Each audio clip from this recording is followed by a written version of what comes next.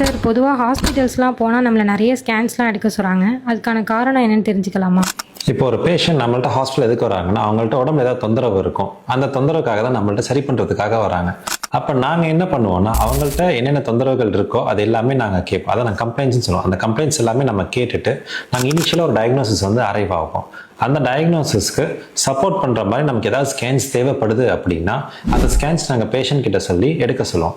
அந்த ஸ்கேன்ஸ் நம்ம எடுக்கிறதுனால என்னன்னா, நமக்கு கிளியர் கட்டாக உடம்புல அவங்களுக்கு இந்த இடத்துல இந்த தொந்தரவு தான் இருக்கு அப்படின்றது நமக்கு கிளியர் கட்டாக தெரியும். இப்போ ஸ்கேன்ஸ்ல நமக்கு பேசிக்கா லைக் எக்ஸ்ரேஸ் இருக்கு, யூஜி ஸ்கேன்ஸ் இருக்குது, இன்னும் கொஞ்சம் நம்ம அட்வான்ஸ்டா போனா சிடி ஸ்கேன்ஸ் இருக்கு. அதை விட நம்ம இன்னும் அட்வான்ஸ்டா போனோம்னா எம்ஆர்ஐ ஸ்கேன்ஸ் இருக்கு. இந்த நாளுக்கு ஒரு டிஃபரன்ஸ் தெரியும்னா நாங்கள் ஒரு இமேஜ் காமிக்கிறோம். அது பாருங்க, இந்த அளவுக்கு தான் நமக்கு கிளியர் கட்டாக இருக்கும் நமக்கு இமேஜஸ்.